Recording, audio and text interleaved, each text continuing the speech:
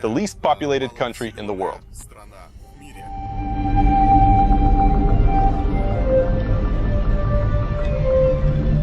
I guess Genghis Khan's sitting on the throne there.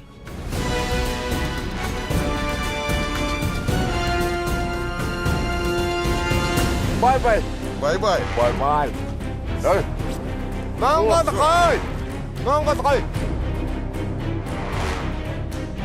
Our cameraman practically slid straight to the center of the Earth. What is this? They say the main cause of the city's bad ecology is yurts.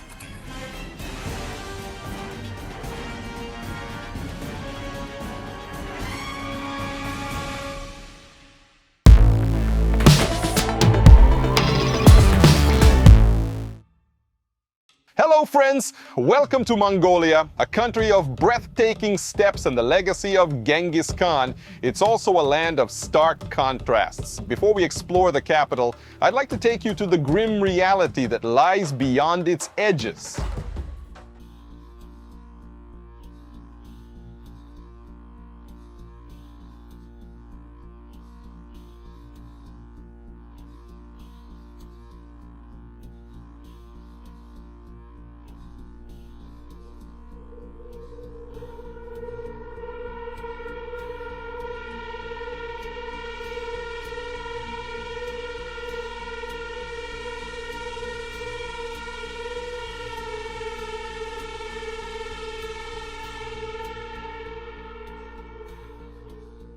"30 kilometers from Ulaanbaatar, Mongolia's capital, lies the town of Nalech.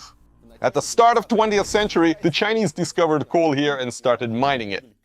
At first, the mine was privately owned, but after the Mongolian People's Revolution, it was nationalized and officially became the first enterprise of the new state.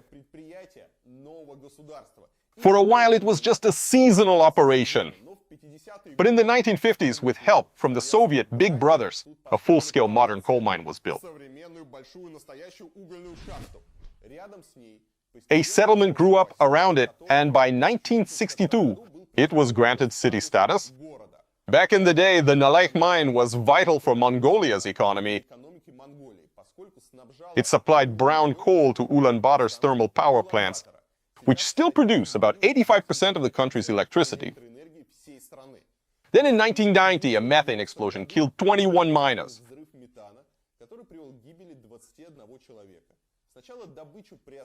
Production was halted, and by 1995, the mine was shut down for good, right around the collapse of the Soviet Union. Naturally, that hit Mongolia's economy hard. There was no money left for underground mining. Around the same time, the Baganur open pit mine opened, and production shifted there. Now this place is abandoned. You can see everything's in ruins. This used to be the administrative building. It was beautiful once with columns. Now it looks more like a set from a war movie. The mine was shut down in the 90s after an accident. There's nothing left of it now. But all around here, you can find small illegal pits, where people still dig for coal on their own. How do they get down there? On foot. On foot? You can't even squeeze through. How? There's a slope, you could slide right in. It's about 150 meters down. Yes. They actually crawl 150 meters into that hole on foot? Yes. Oh, wow. They dig coal down there by hand, and then haul it up with this thing and sell it? How much does that go for? How much do they make from it? A truckload of coal here sells for about $35. But once it reaches Ulaanbaatar, it's already worth $50. Yes. What's down there? Can you go down there? There's methane down there, no air. It's very dangerous. How do they even breathe? They drink. They have a little to drink. Yeah, they drink a little. What, they work drunk? Yes, because they want to live. So, Alcohol helps. It helps their body to cope. so they drink vodka before going underground? Got it. What a nightmare. The descent is dangerous. It's about 150 meters down.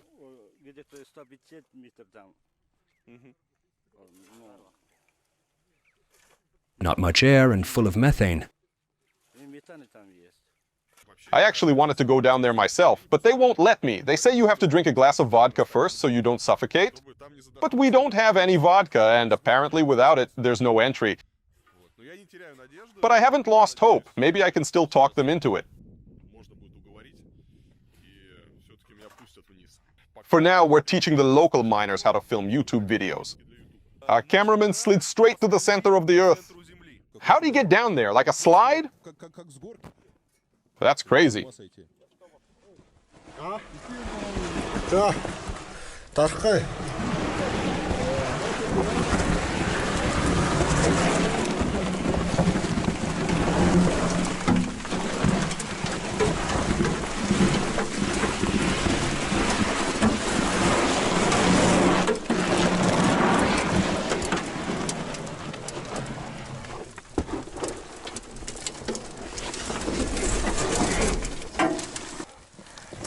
Pizza, burgerata.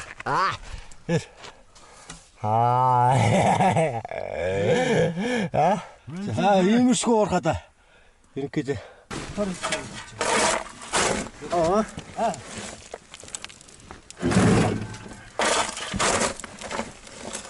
Вот пизда.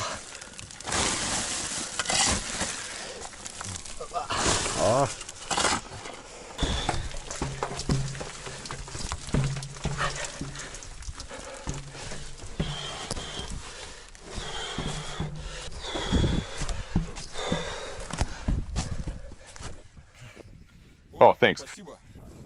Only a few people work there now. The only equipment they have are a couple of small Korean or Chinese trucks. Their tools, a shovel, a bucket, a mesh screen, and a winch. The shafts are dug completely at random, no control at all, which leads to collapses. By 2014, more than 180 people had died there, since the Nalek mine was shut down. Today, that number's over 200. Officially, about 15 people die each year, but locals say it's closer to 300 over the last 5 years.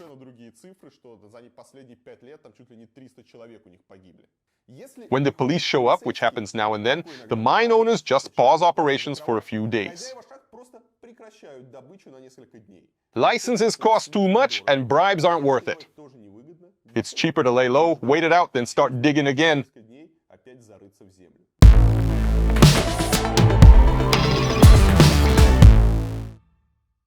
Friends, I've already told you that in many countries, cryptocurrency has become an official means of payment. For example, in El Salvador and the Central African Republic, Bitcoin can be used alongside the national currency. People use it to pay for shopping, rent, and even taxes. And in Switzerland, Japan, and the United Arab Emirates, you can legally buy real estate or a car with crypto. The world is gradually moving toward a reality where digital assets are becoming real money. But in Spain and in many other European countries, things aren't quite that simple yet. Yes, crypto market regulations are developing fast here, but fiat and crypto are still stored in different banks. If you want to pay in euros, you need one app. If you want to pay with crypto, you need another app. And of course, there are fees, limits, and endless waiting times. Fortunately, new services are starting to solve this problem. One of them is Keytom, a modern app that brings all your assets together in one wallet, both crypto and fiat.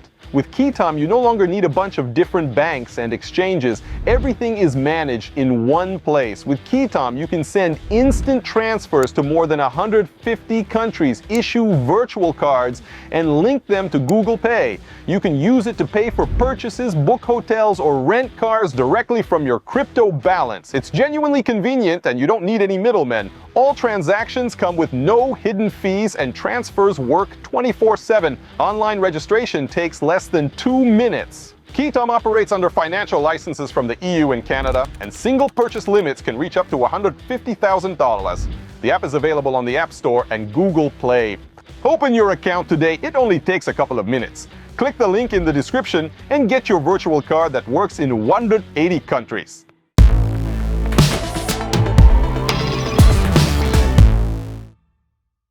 What are those people doing up on the roof? That's a smelting plant. A smelting plant? You're kidding? And that yurt, who lives there? It even has air conditioning, fancy. That's for the guards. Guards? What are they guarding? A brick factory. Those reddish buildings over there. And how many people have died here overall? As in those private miners when the tunnels collapsed? About 365 people since 2014. Oh, wow. So people die here every single year? Yes. Big boss here? How old are you? Me? Yes. I'm 60. 60 years old? And you work here too? Not here, no.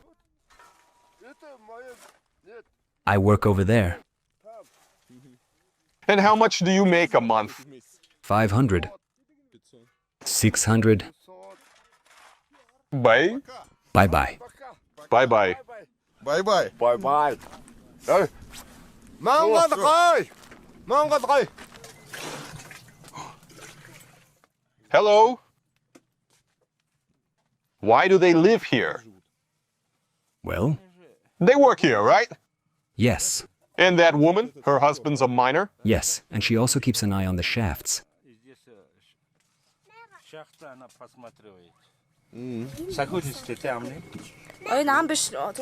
Thank you. Thank you.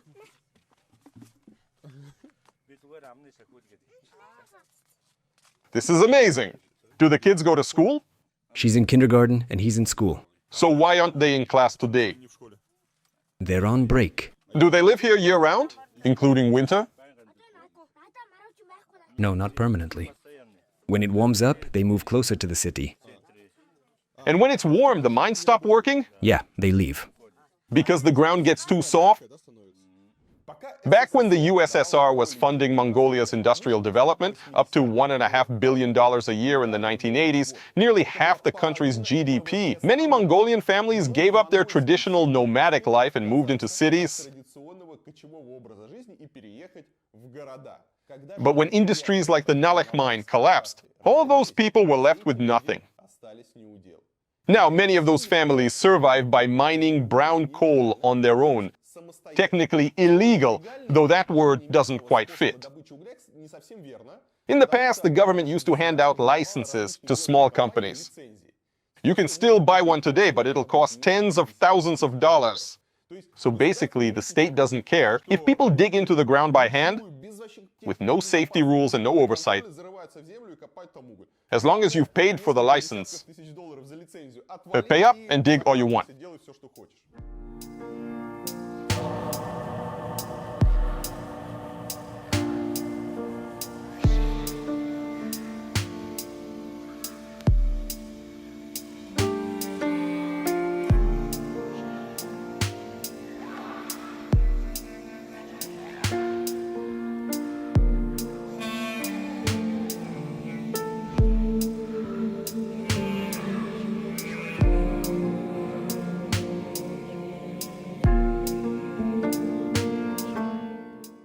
All around, as far as you can see, are little mounds like these, each one an illegal mine.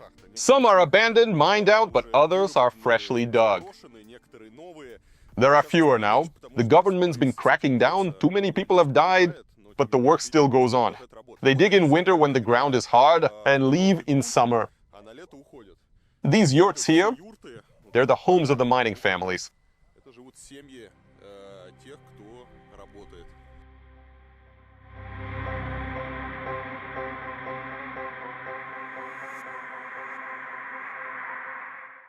And now, friends, it's time to head to the heart of the country. Ulaanbaatar is the capital of Mongolia. It's my first time here. I checked into the hotel at 6 in the morning. The streets were completely empty. I thought, great, I'll go for a drive. Enjoy these wide roads, take in the views of Ulaanbaatar. But little by little, I noticed the parking lot across from the government building filling up. One row of cars, then another, then a third. They weren't parking, they were just blocking everything. I look out the window now, it's 9 a.m., and everything's jammed solid. As far as you can see, cars to the horizon. And the funny thing, there are no houses or people. What's happening? There are only, 3 million people in all of Mongolia? Where am I? I'm honestly scared. What do we know about Mongolia? A lot, actually, all from history. We all remember, right? The Great Empire. Today, Mongolia is the largest country in the world. completely surrounded by others. Landlocked between China and Russia. No access to the sea, nowhere to run if it ever came to that. And it's still a very Soviet country. Ulaanbaatar especially, it feels so Soviet. At one point, Mongolia even competed with Bulgaria for the title of the USSR's 16th Republic. Anyway, let's go explore. We'll check out Ulaanbaatar, get to know Mongolia. It's going to be really interesting, so hit like right now, otherwise you'll forget later. I know you will. Now, about this parking chaos, it's wild. Every space is packed, like someone's playing Tetris with cars. I get the feeling no one ever explained that you can park so people can still get out. They just cram them in, trying to fill every single gap. Otherwise, the road doesn't clear. Behind me, a whole fleet of Priuses. In Russia, people count sheep to fall asleep. In Mongolia, they count Priuses. Then suddenly a miracle, a bus lane. A bus just flew past us straight into the bright future while we're all stuck in this traffic nightmare. Wait, are those trolley buses? No way, look, trolley buses. That's awesome. Apparently, they've got a rule. On certain days, some license plates aren't allowed to drive. That's how they fight the traffic jams. So, for example, on Mondays, you can't drive. If your plate ends in a 1 or a 6, you can get fined. And it's true, today's Monday, and I haven't seen a single car ending with 1 or 6. But there are still traffic jams. So I'm not sure it's working. It's the same story in other countries. The rich just buy a few extra cars to get around the rule.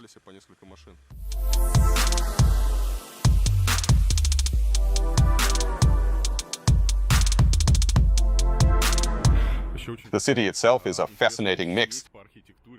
You've got classic Soviet stuff, culture halls, palaces, the standard 5-story apartment blocks. Parts of Ulaanbaatar could be any old Soviet town. But then right in the middle of that Soviet vibe, you get this sudden blast of Chinese modernity, tall, flashy skyscrapers, a bit cheap looking. So yeah, Soviet nostalgia meets budget Beijing.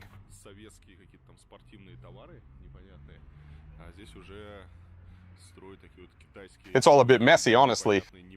They're all covered in those rain screen facades. Oh, and over here, maybe that's supposed to be a bike lane? I'm not entirely sure. Public transport here, it's mostly buses and trolleybuses are pretty cool. But I don't really want to dive into the urban design part of things because, well, this place already feels very Chinese. On one hand, you've got fancy materials, looks like the curbs are made of these huge slabs of expensive granite. But everything's uneven, crooked, falling apart. Honestly, the whole atmosphere of Ulaanbaatar reminds me of a Chinese city. A lot of the signs are in Cyrillic, that's Mongolian, they use the Cyrillic alphabet. But it gives off the same vibe as a border town like Haihei in China, where they try to write in Russian, but everything comes out kind of wobbly. So at first glance, you look around and think, wait, where am I? Feels like a border town, but no, this is the capital. Here's a bus stop. People are waiting. Something's definitely off with public transport here. That old bus over there just stands there, not going anywhere. Why is the bus stop so tiny? Why does the whole system feel so strange? And look, someone just parked here. So now you can't even squeeze past. Ah, here comes a bus. Completely pointless side lane as usual. It's very inconvenient. We're walking right through the city center, friends. Yes, this is the center, not some forgotten suburb. And I still can't figure out what that asphalt strip is supposed to be. A bike lane, maybe? Probably. Except there are no cyclists. Here's a bike lane, but it keeps running straight into parked cars. Feels like a uniquely Mongolian feature. Crosswalks? Oh, those are a luxury. People just sprint across wherever they can. Look ahead, it's nothing but horizon. And not a single crossing in sight. So yeah, everyone just runs for it. Right here, where the foot traffic's heavy, there's no proper crosswalks at all. It's also funny that every single car has pitch black tinted windows. In Russia, that's banned. Same in Europe. But here, total blackout glass everywhere. And another touch of Chineseness, those classic paper-thin metal doors, the kind of disposable ones you see on construction booths or guard huts. I've spotted a cyclist. Should have asked him what those asphalt strips are actually for. And because they use Cyrillic, I keep trying to read the signs thinking I'll understand something, but no, it's just confusing. Oh, and on the flight here, almost everyone on board was a foreigner. Mostly European tourists that come here for some reason. And, well, here you can see, traffic's already insane. They've painted the waffle grid on the intersection. But nobody cares that it means don't block the box. But if you're a Daewoo bus driver, road markings and traffic rules apparently don't apply. I honestly have no idea where all these cars come from, or why traffic here is this bad. Feels like something that deserves its own research piece. But hey, at least the bus lanes work. People actually follow the rules. A small miracle. Here's a bike lane that for some reason ends right at a crosswalk with a curb. All right, fine. We'll forgive the Mongolians this little design flaw. Now this one's even better, near this old Soviet theater. They've installed Chinese guardian lions to make it extra grand. Apparently the entrance wasn't dramatic enough before, so now you've got these faded concrete lions guarding it. Judging by their condition, they've been there maybe 10 years. Long enough for the lion skin to start peeling off. The theater itself doesn't look much better.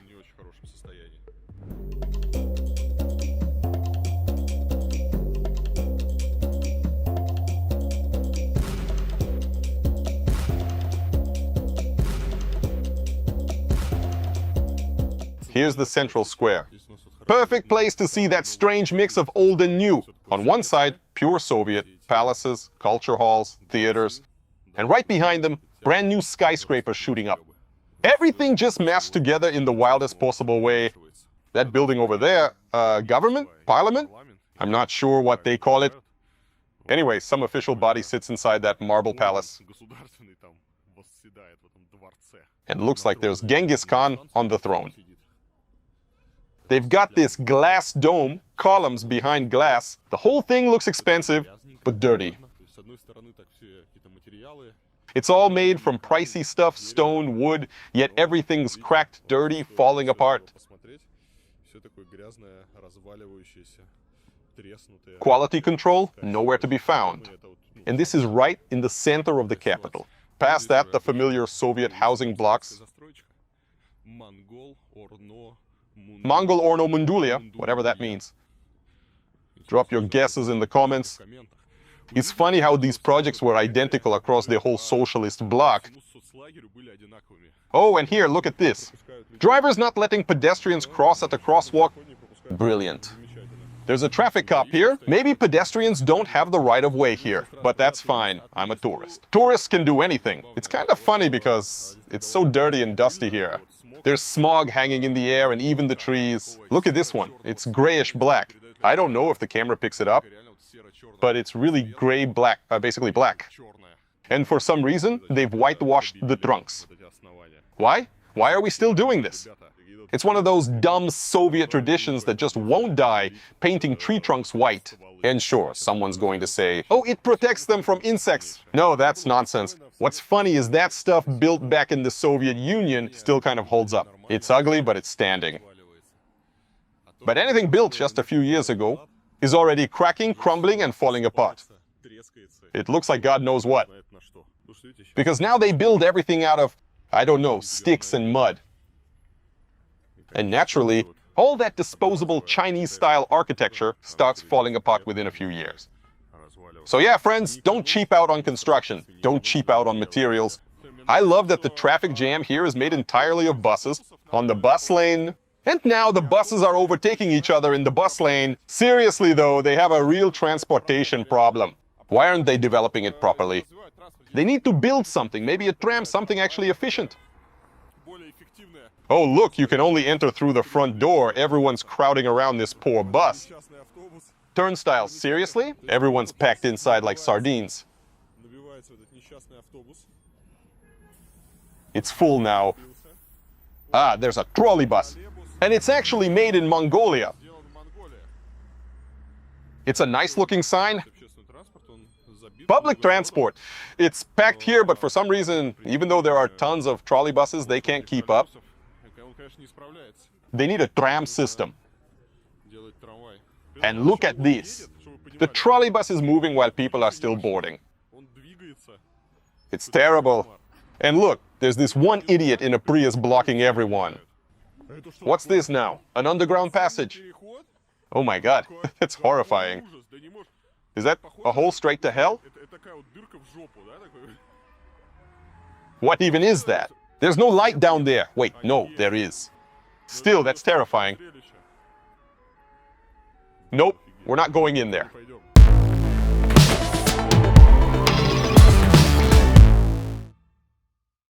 Do you still think you can only use VPN in Russia or China? Not really. VPNs can come in handy anywhere. Say when you want to safely use free Wi-Fi at a cafe or airport, a VPN encrypts your data so that no one can intercept it. Or maybe you want to watch your favorite Netflix show that's only available in the US. A VPN changes your virtual location so you can access it. And don't forget about work. Many companies require VPN access for internal systems connection. In general, wherever you are, a VPN is about safety, comfort, and freedom. To browse the internet without restrictions or unnecessary stress, try VPN Liberty. It's incredibly easy to use. All you need is add your key and connect. The VPN runs smoothly, even with torrents, no limits there. And if anything's unclear, support is available 24/7. VPN Liberty operates through 400 servers and has been successfully bypassing censorship for a year and a half. Even in countries with strict internet control like Iran, Turkmenistan, China, and regions of the North Caucasus. Lately, the service has grown from 0 to 68,000 users, all without sponsors. And as always, I've got the best deal for my dear viewers. The first 30 days are free. Just follow the link in the description, activate the bot, and enjoy a free and secure internet experience.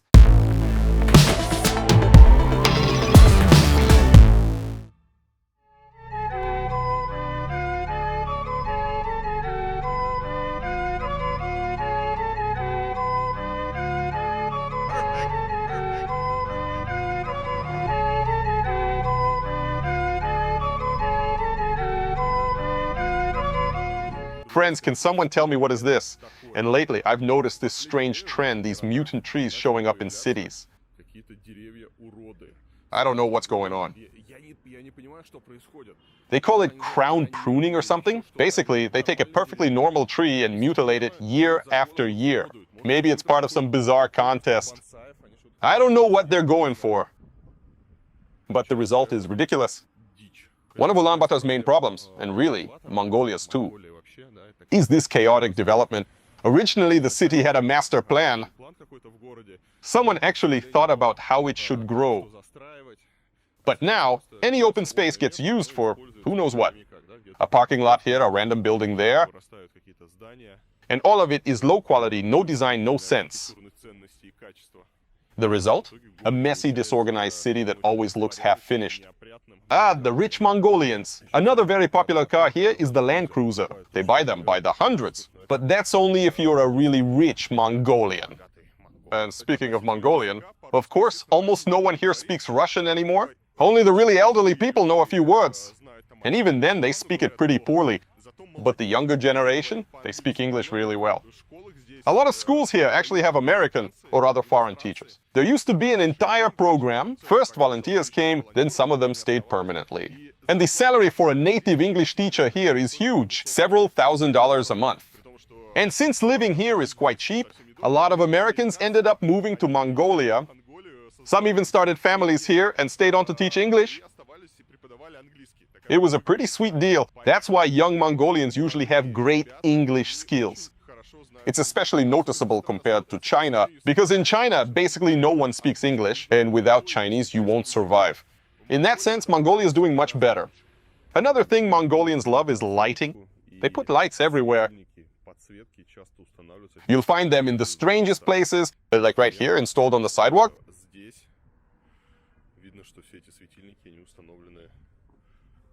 I honestly have no idea how they clean the street without smashing them with shovels. There are also quite a few foreigners living here. Europeans, Americans, people who come for the exotic vibe or to work. You've got all sorts of specialists here, especially in the mining industry, so you'll see a lot of foreign faces around. And of course, tourists come for the same reason, the exoticism. Because Mongolia is beautiful. You just have to drive out of the city a bit, and the landscapes are absolutely stunning. And it's relatively affordable compared to many other countries. Now, about the Priuses. For example, in 2015, about 90,500 cars were imported here. By 2017, that number had jumped to 30,000. 30,000 Priuses in just 1 year. And that number keeps growing. But yeah, once you leave the pretty parts of town, the view changes quickly. Look over there, there's a real yurt. And people actually live in it. They've tightened the rules recently, but before, people from villages would come to Ulaanbaatar, pitch their yurts in some random yard on the outskirts, and just live there. Honestly, the yurt is such a great invention, like a portable home. Anyway, we're right now in the center of Ulaanbaatar. And check this out, the manhole covers. All Chinese, and really low quality. You're better off not stepping on them, you might just fall through. Parking is a nightmare here. And weirdly, I can't even find a way out of this courtyard. I've been wandering around and every single archway is blocked. You can't even get to the main street. They've literally walled everything off. Oh, finally found an exit. A street with those typical Soviet-style buildings. You can still see the decorative details on them and the old 4-story panel blocks, classic Soviet construction. And yeah, I keep talking about Soviet this, Soviet that, but that's because the Soviet influence here was huge. Remember, Mongolia was socialist from 1924.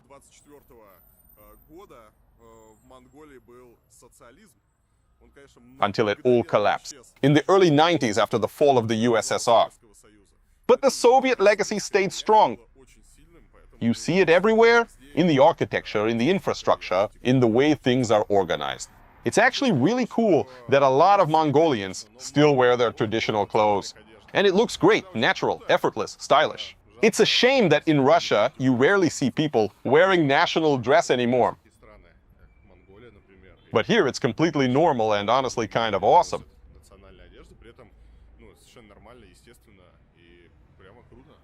You can see Ulaanbaatar growing upward now. Skyscrapers going up, traffic getting more chaotic by the minute. We're about to check out one of the city courtyards, and it's a beautiful one. And yeah, it would be beautiful, except they decided to build some random nonsense right in the middle of it. Here are the entrances, here's the parking, and the whole thing just looks depressing.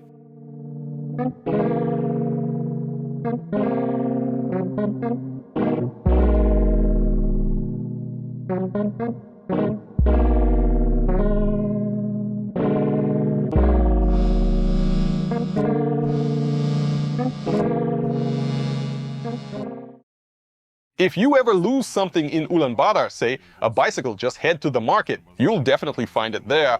The only real thing they sell is cigarettes, though. I wouldn't say we're driving. We're stuck here in one of those legendary traffic jams. Right across from us, another Prius, of course. The market itself, honestly, it's a bit too civilized. I was expecting something a bit more chaotic, more colorful, but it's basically a shopping mall. There are piles of candies everywhere.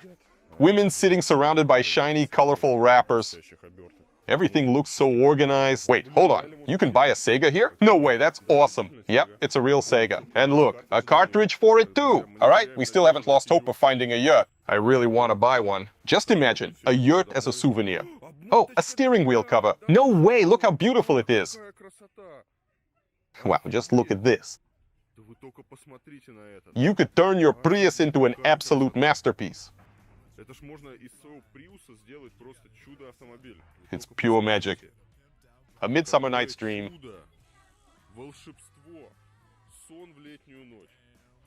And here we go, there's furniture. Oh wow, how beautiful. You could furnish an entire palace here. Look at this adorable little dresser. Moments like this make you want to live on a bright orange sofa. A bicycle, I can feel we're getting close now. We've already found everything we need to furnish a yurt.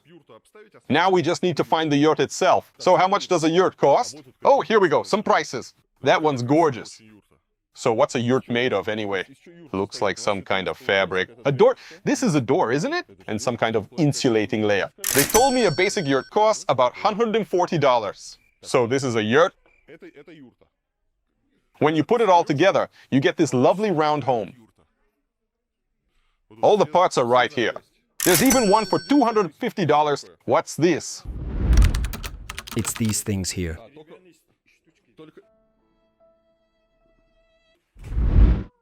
Let's pretend no one's seen this. Let's go. So yeah, for about $500 you can buy a simple small yurt. A fancy one costs around $2,600. But honestly, looking at this, you could make one yourself. Just cut some sticks, grab a couple of mop handles, paint them, and voila. You can even buy all the wooden framework for $250 and make the rest from whatever materials you've got lying around. And you'll have your own homemade yurt.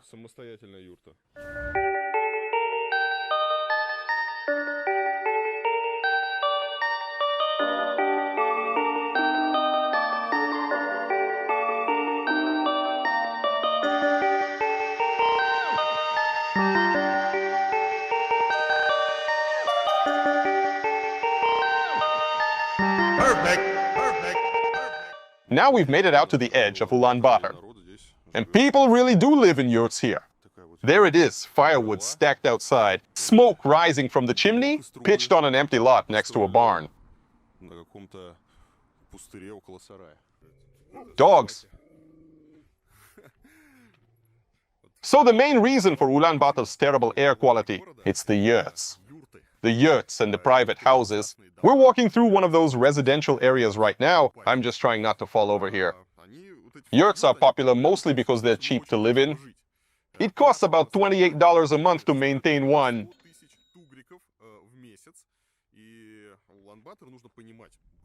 And you have to remember, Ulaanbaatar sits in a kind of basin surrounded by low mountains with almost no airflow. And since all these yurts are heated with coal, wood, or whatever else people can find, sometimes even burning trash or old tires, all that smoke just gets trapped here. The air barely circulates and everyone ends up breathing it in. So yeah, the ecology here is awful. People are literally moving away because of it. Which is strange if you think about it. Mongolia is a huge country with hardly anyone living in it. It's actually the least populated country in the world. About 3.5 million people total. And half of them live here in Ulaanbaatar. The rest of the country, about 1 person per square kilometer. Yet somehow, they managed to mess up the only city they have, environmentally speaking. And just so you understand what it's like walking here, this is the kind of terrain I've been dealing with. That's what most of the houses look like. There's a dog. People set everything up right in their yards and live in yurts like this. Ulaanbaatar's home to about 1.5 million people. Roughly a third live in regular private houses, and another 350 to 400,000 in yurts. So roughly 30% in houses.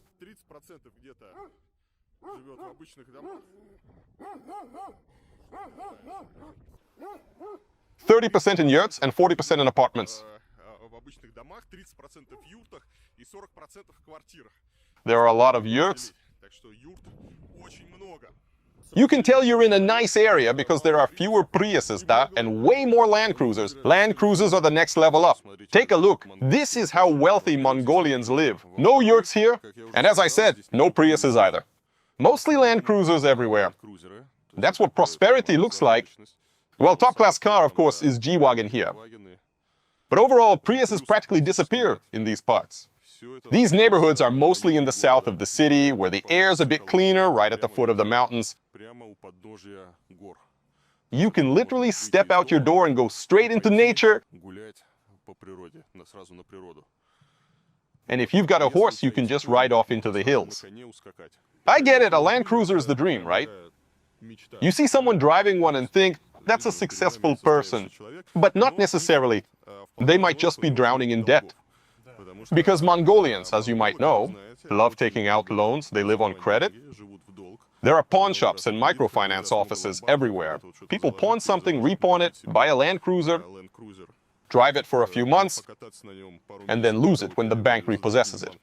But that's just how it goes. And by the way, I've noticed something. A lot of the Land Cruisers here are driven by women. Beautiful women. You can tell the beautiful girls here are doing well. Someone over there looks tired, just lying down to rest. It happens. The sun's out, the weather's nice. People are relaxing along Ulaanbaatar's famous embankments. That's actually one of the city's big pluses. It's one of the sunniest capitals in the world. It's such a great place. The weather here is amazing. This whole region gets sunshine almost all year round. A residential building and an incredible parking lot. And now we're heading to the train station. The station's interesting. When the very first train arrived in Ulaanbaatar, it came with a portrait of Stalin. And the very last train to leave during the Soviet era carried a portrait of Gorbachev. In fact, Gorbachev's portrait hung across from the station for years.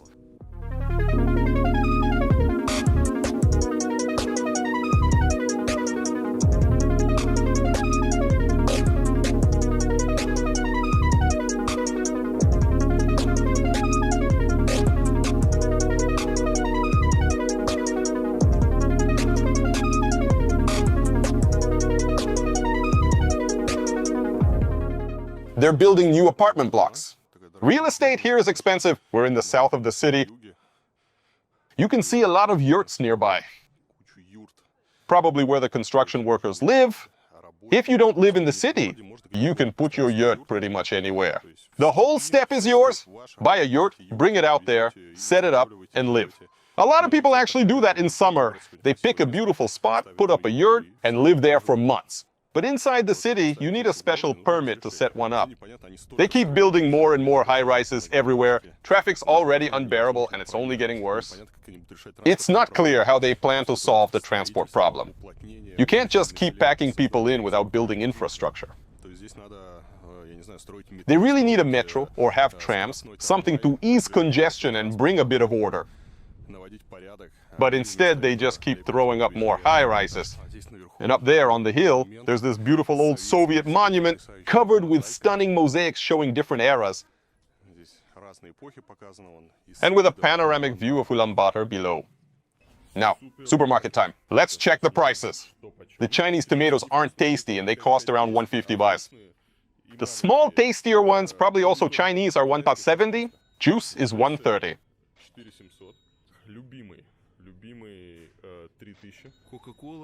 Coca-Cola 1.25 liters is 70 cents. Alcohol, what do we have here? Martini Asti is 12. A liter of Chivas is 35. Milk is around 75 cents. Not particularly cheap or expensive. Here's premium grade President butter. By the way, everything's labeled in Russian, so it's clearly Russian butter. It even says Moscow region. Unreal. Russian butter is for sale here. President butter. Wow. I get why in Russia everything's Russian now. Sanctions and all that. But here, you'd think they could import something from Finland. Or Europe at least. And they say the Chinese supply everything. No. Simple and natural. Broccoli. They don't even bother translating the packaging. Mongolians can't read what's written on it. Actually, it's great. Shopping in Mongolia is easy if you know Russian. Everything's labeled for you. And over here, everything's suddenly in German. Condensed milk with sugar, a good old classic.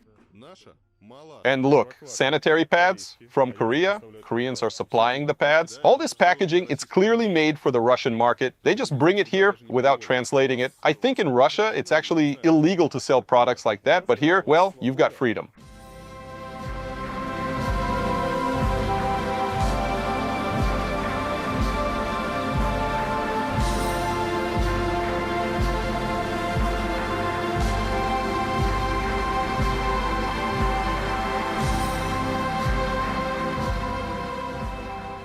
Just a short drive from the capital, the urban landscape gives way to the endless steppe, and out here awaits a local miracle of steel and spirit.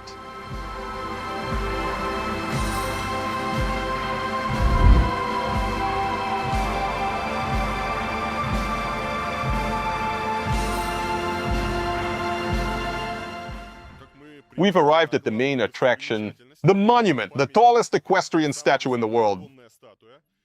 And before I could even launch the drone to get a nice shot, a security guard came running over.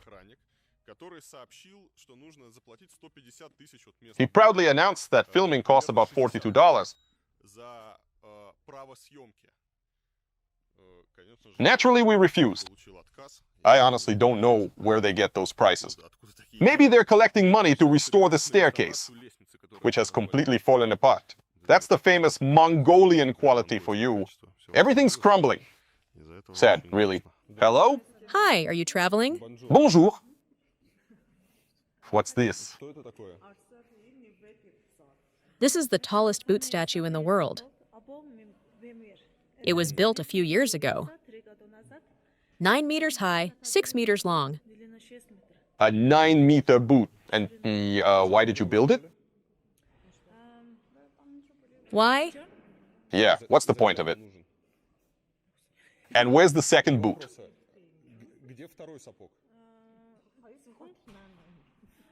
There is no second boot. What do you mean there isn't?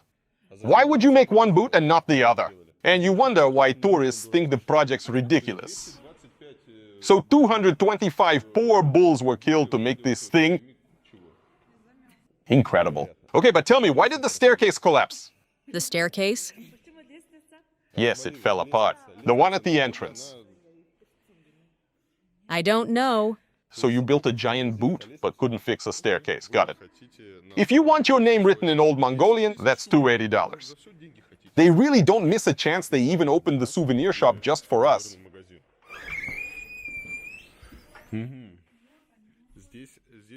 They sell hats, unbelievably beautiful ones. Mini yurts, plates, Chinese trinkets, and yak for gloves. You really have to admire human creativity. Someone came up with the idea to make a completely useless boot that nobody needs. They killed 220 cows for it. Fine, okay. But tell me, why couldn't they at least plan how to connect the air conditioner properly? What are these ducts? Why couldn't they trim the ducting? Look, it just sticks out like that. Why not do it neatly? Not to mention the wiring, they didn't even bother to hide it. And when they painted the walls, they couldn't even be bothered to use masking tape, so they wouldn't stain the expensive marble.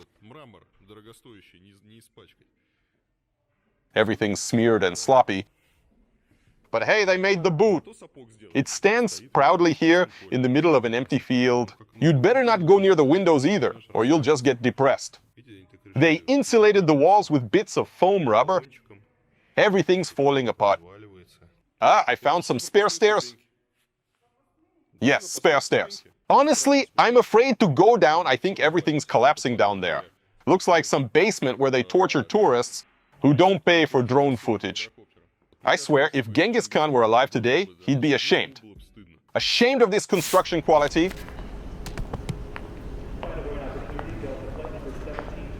Service to New York Kennedy Airport. All confirmed passengers should now be boarding at gate